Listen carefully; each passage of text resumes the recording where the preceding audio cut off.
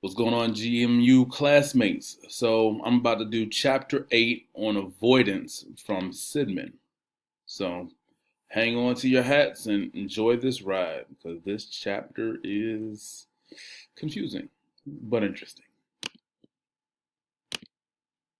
All right, so avoidance generalized. Some of the key questions that Sidman starts this chapter off with is, hey, look, you want to stick around for punishment? What are the lengths that you will go to avoid certain types of punishment?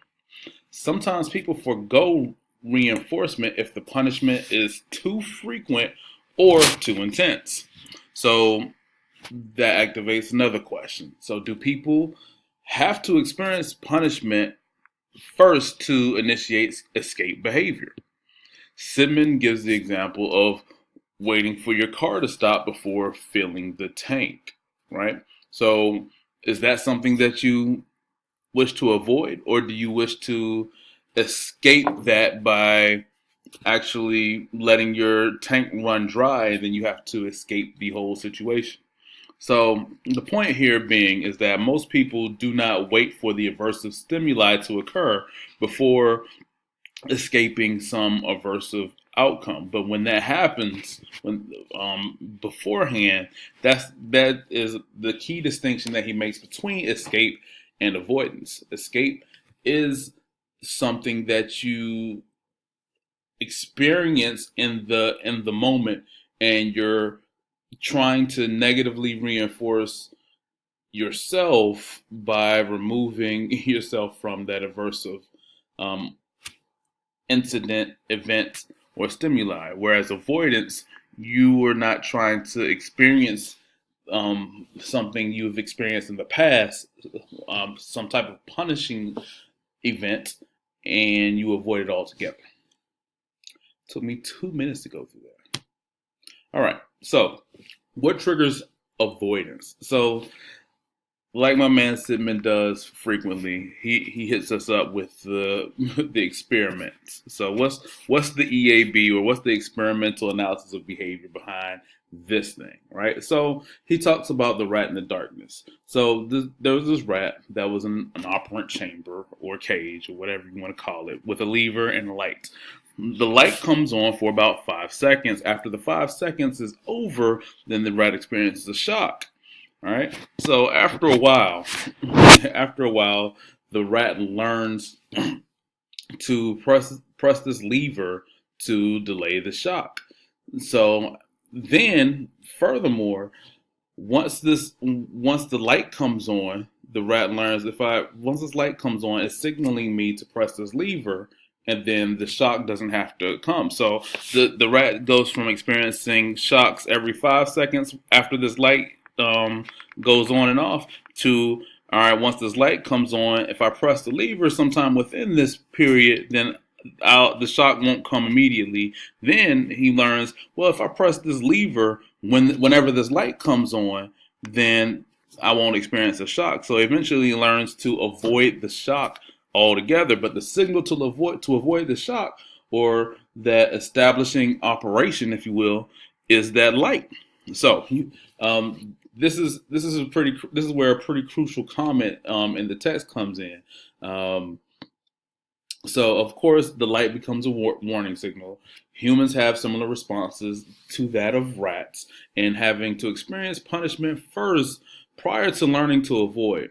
So, a person who uses punishment, right, will become a conditioned punisher. Another way to think about this is that when the motivating operation of the punisher comes into view, then that person becomes a condition, or that thing that signals you that punishment is available becomes a thing to avoid.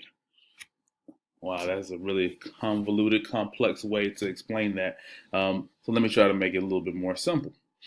Uh, what makes more sense here? To avoid an accident or to escape an accident? So if you escape an accident, then you have to experience the accident first. But to avoid the accident, right? You still might have witnessed it, so you might have experienced it in some way, but you avoid it happening to you, All right. So escape presupposes that some type of event um, to escape has to occur, whereas uh, avoidance does not necessitate the event to be avoided to have actually occurred.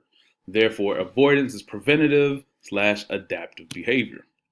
So, for clarification purposes, avoidance is not caused by what is going to happen. It's not something that we're trying to avoid in the future.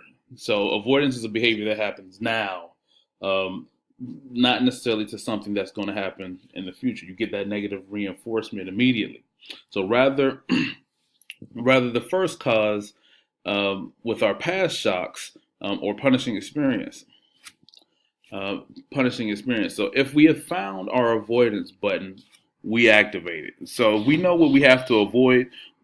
We go ahead and press that immediately. We don't wait till it's time to escape or experience something punishing before we press our button. If we can avoid it, we do. Right? We don't want to experience aversive stimuli. So the second cause of avoidance is because of the negative reinforcing absence of aversive stimuli in the present. Right? So we avoid things now. We don't try to avoid things later. We avoid things right now. So, for example, this dehydration makes water a stronger reinforcer in the present, not in the future. All right. When you're dehydrated, do you want water later? No, you want water now. Right. So that's one way to think about it. So, causes of all behavior is a result of past experiences and current conditions of being. Your current state of being influences um, whether you're avoiding something and your past experiences. So, avoidance only occurs after an escape. So, for example, I usually resist going to my in-laws' house. Right, my wife makes me go anyway through some coercive method.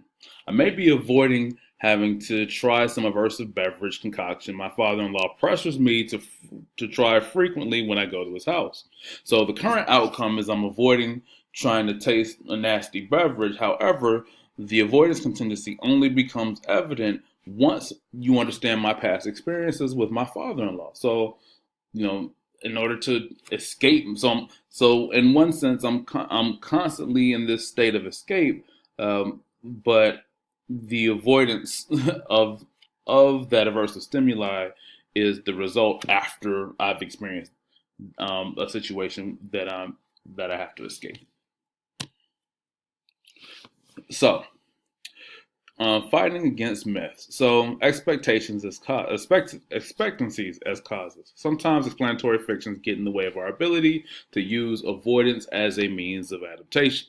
So one such fiction is the term itself, expectancy. When we think of expectancy as an action, it limits our capacity to use avoidance adaptively. So sometimes we get caught up in trying to avoid some type of thing that we expect to happen in the future. I can't avoid this expectation, right? So this is see you see where I'm going. This is explanatory fiction, right? Like the circular reasoning in order to try to justify why I can't get out of my own head, right? And there's a combination of mentalism here too. So to move past this explanatory fiction, one has to dive deeper into what it is we're actually expecting.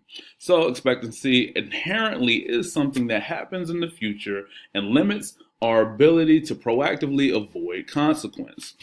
So Sidman goes on to say, or back to my example, in the aforementioned example with my father-in-law, I would have I would have to use the past expectation of the aversive stimuli and deal with that aversive stimuli head on by talking to my father-in-law or avoid the situation altogether. All right, to actually deal with what I expect.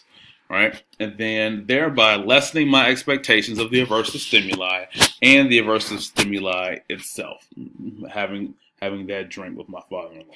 So Sidman puts it eloquently after he goes through this complicated, situations and scenarios by this. He says, Um, one has to reduce expectations by first changing the nature of the experience. So you want to change the experience first, then you can reduce the expectation.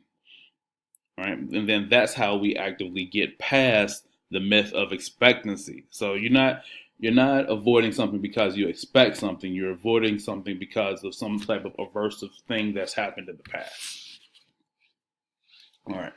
So fear and anxiety as causes, aka mentalism. These are internal causes, according to the psychologists and psychiatrists, that mimic widely held ideas in society. Internal causes are usually ascribed when external factors cannot be explained or found. Strong levers of reinforcement trigger internal processes, according to Sidman. Examples include, all right, these are some very reinforcing activities: food, sex, pain, extremities, and temperature, so extreme hot or cold, can all affect bodily functioning, aka and heart rate. So these would all be examples of avoid of stimuli that are external causes that condition punishers or warning signs, as frequently stated by Sidman. So pain, extremities, and hot or cold can be all signals that, hey, I need to avoid something: food, poor tasting food or bad food, bad sex. So all things to think about. So fear, anxiety, mentalism um, are things that uh, they're not actually things that cause avoidance. It is these interactions of food, sex, pain, extremities, and hot and cold that get paired with punishing events. All right. And so, in order to get past this, Sidman says, hey, we got to identify these controlling contingencies. So, our experiences through food, sex, pain, what have you, the event, then we have to alter those contingencies, right? Make better food, have better sex, not put on a jacket or take off the jacket, right? In order to avoid those things effectively. And if we try to deal with the emotions without altering the environmental conditions that trigger those emotions, then our efforts would be in vain. Then there's this last thing about avoidance without warning signals. So there was another rat and lever experience. Essentially, it goes like this, where rat shocked every 20 seconds, no warning signal, but there's a lever present. So rat interacts with the environment, presses the lever, figures out he can delay the shock for an additional 10 seconds, so every 30 seconds, and then he experiences the shock at a delayed rate. Then he eventually goes to consistently pressing the lever to avoid the shock. So he eventually learns how to avoid the shocks by interacting with the environment. However, when this happens, this type of avoidance occurs, one, when we act in accordance with our environments, but sometimes avoiding stimuli without signals can appear that an organism is not in touch with reality. So when you see organisms or people interacting with their environment in a way that doesn't make sense because you can't see the observable antecedents, it makes other humans kind of question, hey, what's going on here? All right. So my questions: what experiences do you have with individuals who exhibit behavior where you cannot determine the cause or observe the signal? And then what events or stimuli do you avoid regularly? And do you typically engage in mentalism to explain your avoidance behavior? Or is there actual observable stimuli? Long question, but thanks for watching.